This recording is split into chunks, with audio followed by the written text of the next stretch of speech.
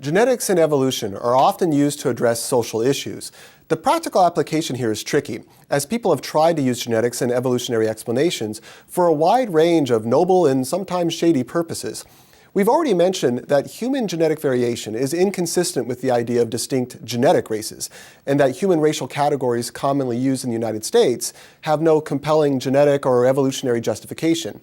In other words, from the standpoint of evolutionary theory, this practice is impractical, although from a more cultural or social standpoint, ethnic identity may be more meaningful. Moreover, we noted that trying to engineer humans into a superspecies is also largely impractical, because we simply cannot predict reliably what environmental factors should take priority.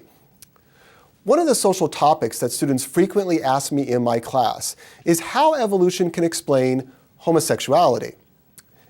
If evolution favors reproductive fitness, how can homosexuality be fit?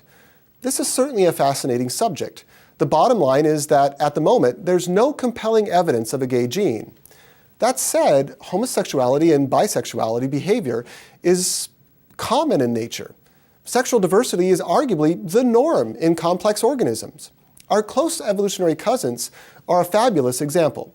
Bonobos, otherwise known as pygmy chimpanzees, have few to no sex taboos. They don't discriminate based on age or sex, and they don't form long-term sexual partnerships. When excited, group sex is common and seemingly a celebratory activity. They use sex to say hi, to end conflict, to reconcile differences, or simply to pass the time. Regardless of whether homosexuality is genetically encoded or not, there can be no doubt that homosexuality and sexual diversity in general is a part of nature. It's natural. But why? Why is it natural? Some feel that for something to be natural, it also needs to be favorable by natural selection. In other words, it needs to be adaptive. We've already learned in my class that this is not the case.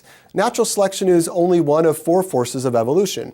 Others argue that homosexual behavior can be adaptive when considering the mother's needs in a larger family.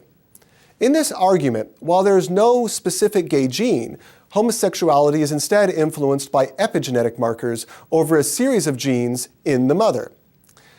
Epigenetics refers to the biochemical events occurring above the level of genome. You can think of epigenetic events as dimmer switches that upregulate or downregulate the expression of certain genes.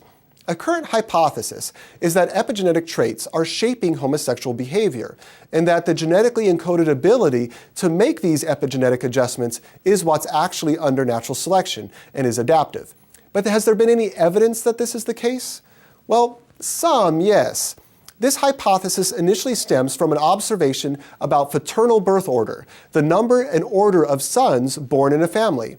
For men, the more biological older brothers you have, the greater your odds that you will have a homosexual orientation. Importantly, please don't overinterpret this. Most men with many brothers are still happily straight, and there are plenty of happy gay men without brothers.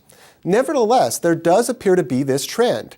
The trend has also been observed to have some epigenetic links that you could see in the genome. But the complete picture is still very unresolved. One hypothesis is that this trend is adaptive and is connected to the need for representation of maternal caregiving in families burdened by way too many boys. That is, having at least one child assume a more maternal role in the family is adaptive for the mother. It increases their chance of passing on their genes by providing additional caregiving to the older siblings. But the reverse pattern has not been found for gay women, and while an interesting hypothesis, it's still heavily burdened by much conjecture. While the epigenetic evidence is compelling, the interpretation of why we see the epigenetic evidence still needs refinement. I suspect most of the scientists that study this pattern would agree with me. Thus, while sexual diversity is clearly natural, understanding why it's natural still requires a fair amount of research.